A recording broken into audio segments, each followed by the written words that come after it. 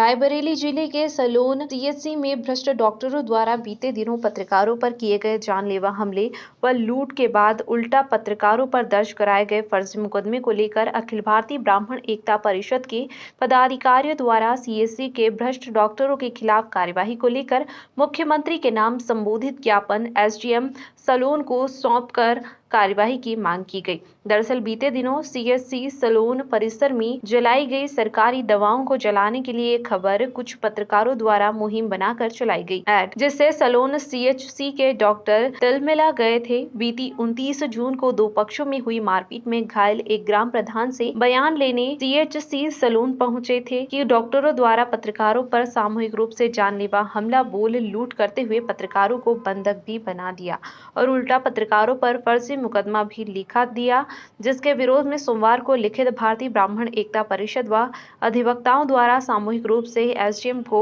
ज्ञापन सौंप salon CHC के भ्रष्ट डॉक्टरों पर प्रभावी कार्यवाही व पत्रकारों पर दर्ज फर्जी मुकदमे को हटवाए लेने की मांग की गई।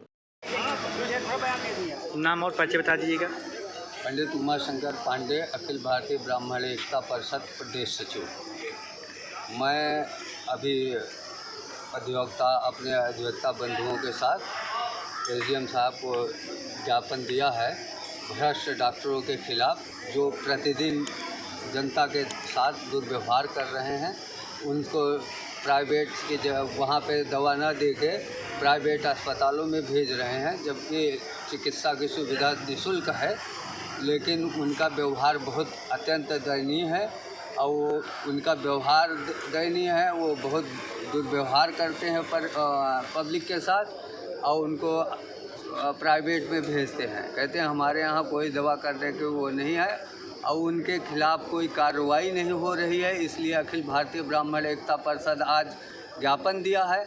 उनका जब तक जांच नहीं पूरी हो पाएगी, जब तक इन लोगों का स्थानांतरण, डॉक्टरों का स्थानांतरण यहाँ से नहीं किया जाएगा और स्थानांतरण किया जाएगा, तभी सही जांच हो पाएगी। कोई घटना वगैरह निलंबित की जाए। और इससे पूर्व उन्होंने पत्रकार बंधुओं ने उनके खिलाफ जो है दवा जलाने का निकाला था, वायरल हुआ था वीडियो, और जिस पर उन लोगों ने उसके बदले में उन लोगों ने हमारे पत्रकार बंधुओं के साथ दुर्व्यवहार किया।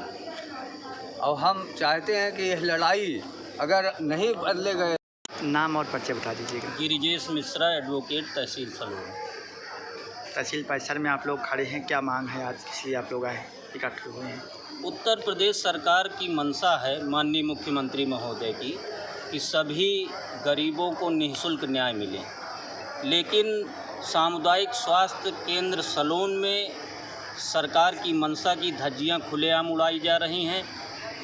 सामुदायिक केंद्र सलोन के डॉक्टरों, कर्मचारियों द्वारा दवाइयाँ बाहर से लिखी जाती हैं, जांच बाहर से लिखी जाती है और गरीबों को मिलने वाली निःशुल्क दवाइयाँ जला दी जा रही हैं। अभी पिछले दिनों मीडिया के लोगों ने इस कमी को उजागर करने का प्रयास किया। दवाइयों को जलाए जाने का, जो गरीबों में बांटी जानी थी, वीडियो वायरल हुआ। इन कमियों के सामने आने से डॉक्टर्स, कर्मचारी और उनके साथ कुछ अन्य जो किसी पद पर नहीं है, साथ रहते हैं, वो आक्रोशित हुए और डॉक्टर्स, कर्मचारी और अन्य लोग मिल करके जो पत्रकार मीडिया कवरेज करने गए थे, उनके ऊपर हमला बोल दिया। उनको उठाकर ले गए, कमरे में बंद करके मारा पीटा, उनके साथ लूट की और अपने दबाव प्रभाव का इस्तेमाल करके पत्रकारों के ऊपर गंभीर धाराओं में मुकदमा दर्ज करा दिया। अधिवक्ता समाज, अखिल भारतीय ब्राह्मण एकता परिषद इस कृत्य की घोर निंदा करता है और माननीय उप जिलाधिकारी महोदय को ज्ञापन सौंपा गया है।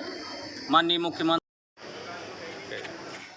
नाम और परिचय बता दीजिएगा। राम सजीवन हमारा नाम है और सामाजिक कार्यकर्ता हूँ। समाज के सुख दुख में सदैव लगा रहने वाला एक पूर्णकालिक कार्यकर्ता हूँ। क्या आप लोग किस लिए यहाँ पे सलोन तहसील में आए हैं आज?